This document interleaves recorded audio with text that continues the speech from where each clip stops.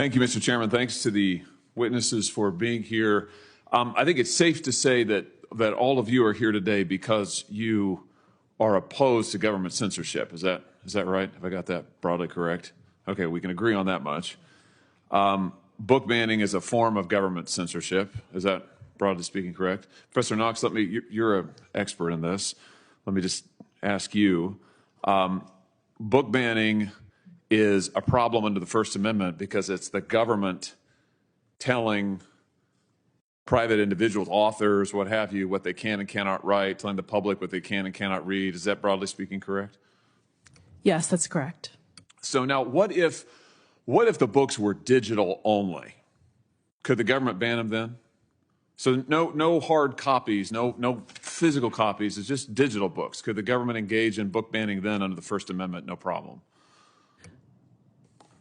No, that's about a format of the particular book, and that really doesn't matter when it comes to whether or not government is banning a book. Okay, what if the government made a list of authors whose books it wanted banned, and also went to all of the publishing houses in America, the government did, and said, do not publish the books by any of these authors or we will punish you?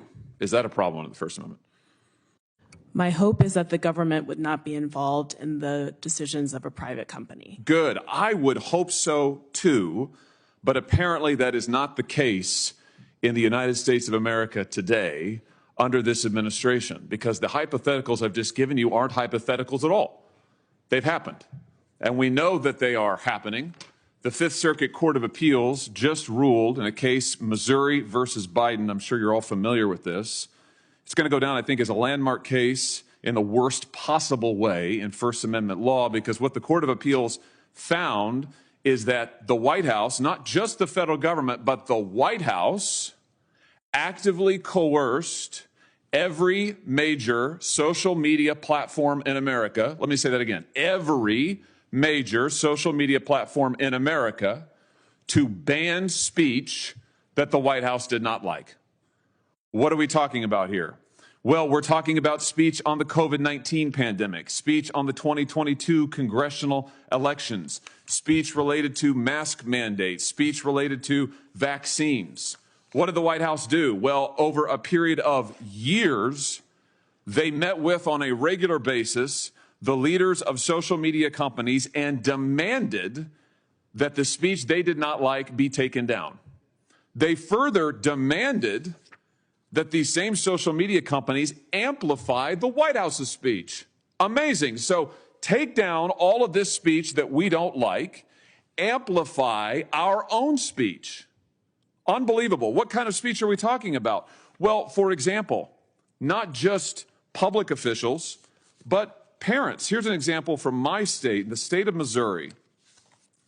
I'm reading you from the opinion here.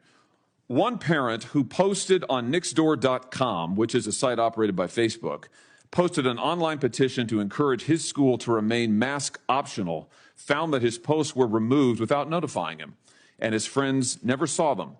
Another parent in the same school district who objected to mask mandates for school children responded to Dr. Fauci on Twitter and promptly received a warning from Twitter that his account would be banned if he did not delete the tweets criticizing Dr. Fauci's approach to mask mandates.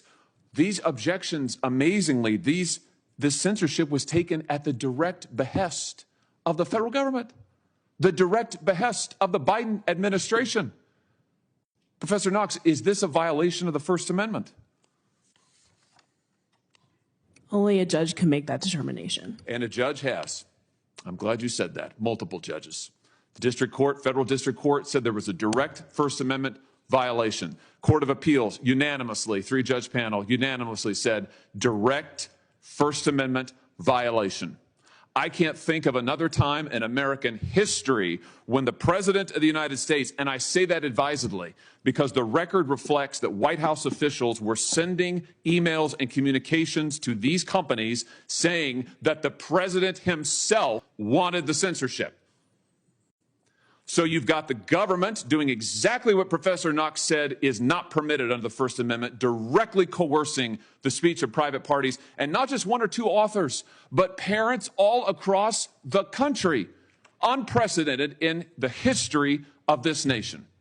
So I'm glad we're having this hearing today. I hope that we will have more like it to expose the censorship happening at the highest levels of our government.